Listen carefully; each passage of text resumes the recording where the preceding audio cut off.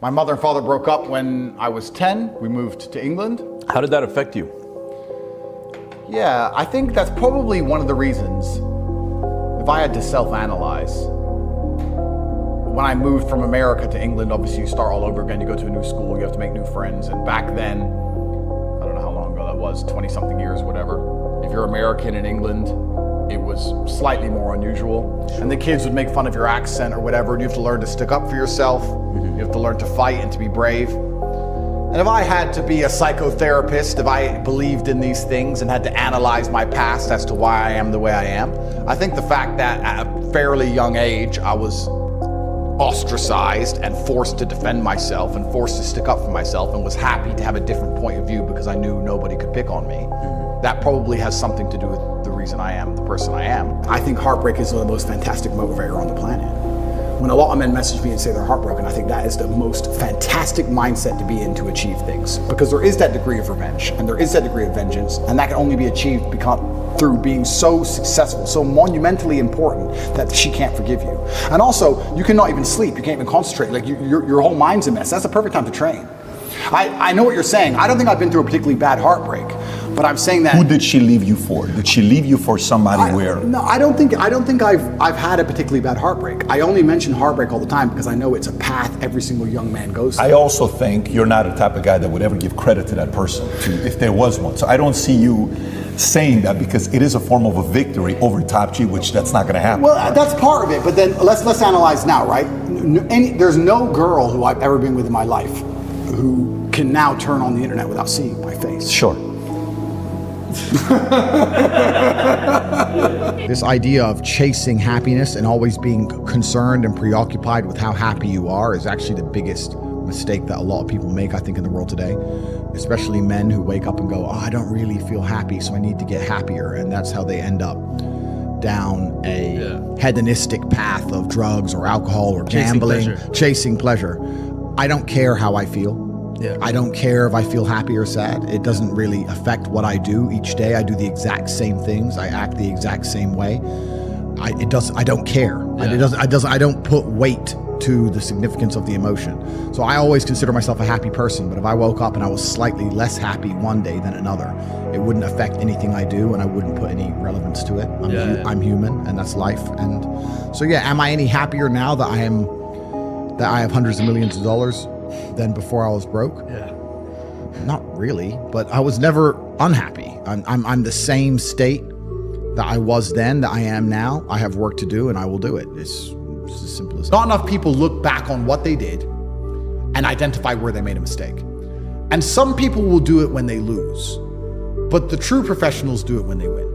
When my dad was playing a chess game, if he won the game, he would still analyze the game and see if he could have lost, where it could have gone wrong, how he could have won faster, what mistakes he did make, what he did well, what he did wrong, win or lose. So many people will sit in a scenario where everything went wrong and go, in fact, correction, not so many people. I would say 75% of people will not ever self-analyze the situation or in, they'll blame everyone else. If they went to jail like I did, they'd say, they put me in jail because they're liars and the Matrix did it. Fine, true. But when I was in jail, I was like, how did I get here? What did I do? What did I say? Who did I piss off? What institutions want me in jail? What did I do that angered them? Me. I'm taking absolute self-accountability for everything. I'm not blaming anything else because if I blame everything else, I have no control. If I blame myself, that I can influence it, I have control over it. Usually the things that made you the best version of you are usually the worst things that happened to you. So the demons I carry from jail, the fact I can't sleep. The fact I can't sleep, I've had girls say to me, you can't sleep, you need to see a psychiatrist. And I said, absolutely not. I would be furious if a psychiatrist walked in here and took my demons from me. I don't care if they could fix me with a click, they're mine.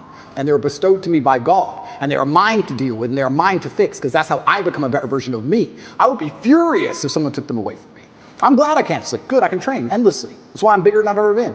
I'll train I'm not gonna waste a minute. But all the demons that have been given to me by God and all the problems that have been given to me by God are mine to fix. I would never, ever allow anybody else to take them from me. I'd be furious. If a psychologist came in and said, I could cure you, I'd say, no, thank you. I will cure myself. I don't care if it takes 10 years. I'll cure myself. That's my job. And I know that when that's done, I will be more mentally resilient than I ever would have been without jail. That's the whole point of it, right? So many men say, I want to be the man, but they don't want to suffer, they don't want to fight. And I don't understand why, because even if you look at a superhero movie, they tell you, even in superhero movies, they make it very clear. Batman's parents died. That's why he's Batman. All the bad things have to happen. There's no way to get there without the bad things. I get so many emails from people complaining about their bad things, and I don't have time to reply to any of them, but if I could, I'd say good. Good luck, congratulations. No, I don't read books because books are slow. And I think the world we now live in today is about speed. Speed is absolutely and utterly important. Everything must be like this. absolutely, and everything must be done as quickly as possible. And Darwin said it, even though I'm not a proponent of evolution. He said it's the most adaptable member of the species that survives. I will change it and say nowadays the quickest member of the species survived. It's not about being the biggest or the strongest, it's about being the quickest, the most adaptable to change. And to read a book is just too many human hours for the amount of information and knowledge you get. So I don't read books. I think they're slow. I think they're a waste of time. I think a lot of it's mental masturbation for people to sit there and say, I want to get smarter, so I read books. And I talk to these people, they're not even smart. Yeah. I know everything about everything because of my life. That it's been varied and it's been very difficult. And I'm perspicacious and I pay attention and I learn my lessons. And that's how I know everything about everything. I don't need to read books. There's not a subject you can name right now where I don't know something about. Yeah, that's what I've noticed. Yeah, you name it. Korean War, but anything. You name it, I know something about something. That's just what happens when you get to a certain level of intelligence, because you can apply scenarios and Patterns, all patterns. it's all patterns, absolutely. And history may not repeat, but it certainly rhymes, and humanity all acts in a pretty similar way across all cultures. And once you get an X amount of knowledge in one place, you can basically apply it and extrapolate it out to anything. Unless you've suffered and had a difficult life and have a bunch of interesting stories and war stories and all the things we're talking about, all the bad things, you're going to suffer to build a personal brand anyway. If you're born into a rich family and your life goes well and everything's fine and now you have a bunch of money and you try and start a personal brand based on the fact that you have money, nobody's going to care. Nobody's interested in all the good things that have happened to you, and nobody's interested in how nice your life is. Nobody cares. Maybe if you show enough money, you can get some temporary interest, but not for long. The only people who can build a brand off having a perfect life are women. Look, I'm beautiful. Look, I'm in Louis Vuitton. Look, I'm skiing. Chicks can do that because they're physically attractive. Men can't. All the men you can name with truly strong personal brands have very interesting stories, and interesting stories usually involve danger, risk, pain, suffering. Those are the things. Triumph over Oh, exactly. So if you say, oh, should I build a personal brand? Well, can you? And if you can, then perhaps you should consider it.